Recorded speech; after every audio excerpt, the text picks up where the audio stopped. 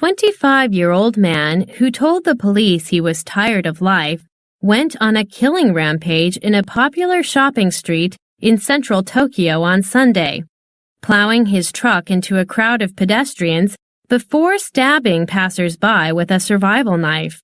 7 people died and 11 were injured. The attack took place shortly after noon on a street that had been closed to vehicles for the day in Akihabara, the main district for electronics in Tokyo, and a magnet for fans of Japanese anime and manga comics. The killings stunned a country that has long enjoyed low crime rates, but where a series of random stabbings have recently occurred. The police identified the attacker as Tomohiro Kato, who was living by himself in a small apartment in Shizuoka, just west of Tokyo.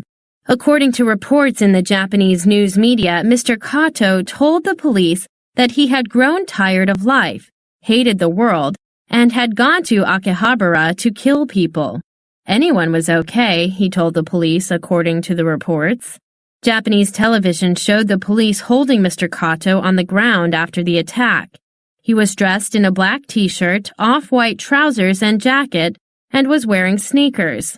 The police said the attack began around 12:30 p.m., when Mr. Kato drove a white 2-ton rental truck into the street in a zigzag pattern, hitting several people. He then got out of the truck and began yelling and stabbing passers-by, including a police officer. Japanese television, displaying images captured on cell phones by witnesses, showed bodies scattered in the area. The authorities were seen trying to revive several victims. 6 men and 1 woman, ranging in age from 19 to 74, died, the authorities said.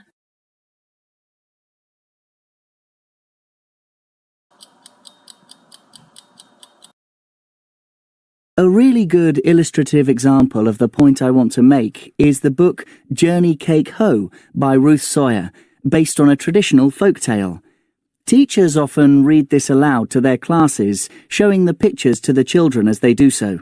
They are, of course, using the words of Ruth Sawyer and presenting the story just as the artist has visualized it. But other teachers do it differently. Instead of reading, they tell the story from memory.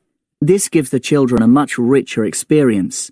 They can freely use their own imaginations, visualizing the story, the characters, and the scenes in their mind's eye in any way they like. And this is much closer to the way in which folk tales were passed from generation to generation, orally, without any words or pictures to restrict the imagination.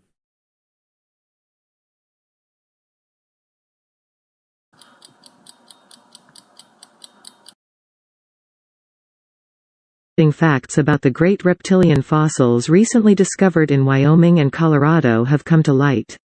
The bones found represent reptiles of many sizes, from that of a cat up to 160 feet high. The latter, found at Como, Wyoming, belong to the crocodile order, but the remains give evidence that the animal stood up on its hind legs, like a kangaroo. Another found in Colorado is estimated to have been 100 feet long. A great many remains of the same general class, but belonging to different species, have been collected and sent east. Among them from 300 to 400 specimens of the dinosaur, and about 1,000 pterodactyls, have been shipped from Colorado, Wyoming, and Kansas. The wings of one of the latter were from 30 to 40 feet from tip to tip. 17 different species of these flying dragons have been found in the chalk of western Kansas. There have also been found 6 species of toothed birds. Comparatively little has been done toward classifying the late finds, and the task is such an enormous one. Great importance is attached to them, however, since nothing of the kind had been found in America until a little over a year ago, and great stress had been laid by certain geologists on their absence. Another remarkable feature of the discovery was that the fossils which had been reported as not existing in this country had hardly been brought to light in one locality before thousands of tons of them were simultaneously discovered in half a dozen different places.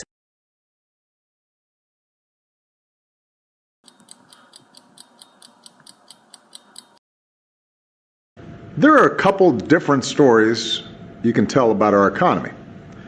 One goes like this. 8 years after the worst economic crisis of our lifetimes, our economy has created jobs for 71 straight months. That's a new record. Unemployment has fallen below 5%. Last year, the typical household saw its income grow by about $2,800, the biggest one-year increase ever. And the uninsured rate is at an all-time low. All that is true. What's also true is that too much of our wealth is still taken by the top. And that leaves too many families still working paycheck to paycheck without a lot of breathing room. There are two things we can do about this. We can prey on people's worries for political gain, or we can actually do something to help working families feel more secure in today's economy. Count me in the latter camp. And here's one thing that will help right away: making sure more of our families have access to paid leave. Today, having both parents in the workforce is an economic necessity for many families. But right now, millions of Americans don't have access to even a single day of paid sick leave.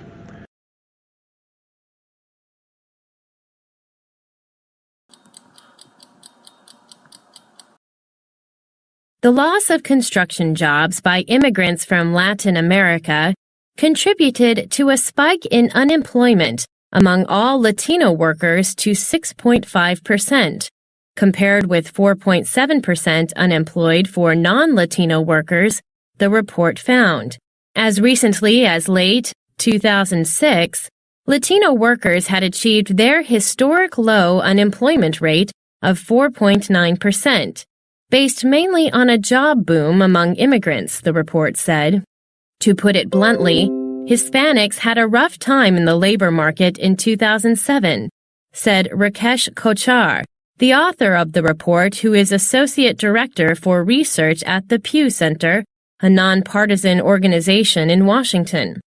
Job loss was particularly severe for Mexican immigrants, whose unemployment rate rose to 8.4%, from 5.5% in 2007, the report found. Of the 247,000 jobs lost by Latino workers in the construction industry in 2007, workers born in Mexico lost 152,000 jobs, or about 60%. Latino workers make up about 14% of the United States labor force, and about 52% of them are immigrants. The Pew Report, which is based on recent data from the Census and the Bureau of Labor Statistics, does not distinguish between legal and illegal immigrants. The banking credit crisis and a drop in home prices led to an abrupt slowdown in new home building last year. Illegal immigrant workers have been concentrated in construction, accounting for 12% of employment in that industry, according to a Pew study in 2006. Mexicans account for about 55% of more than 11 million illegal immigrants in the United States, the Pew Center has estimated.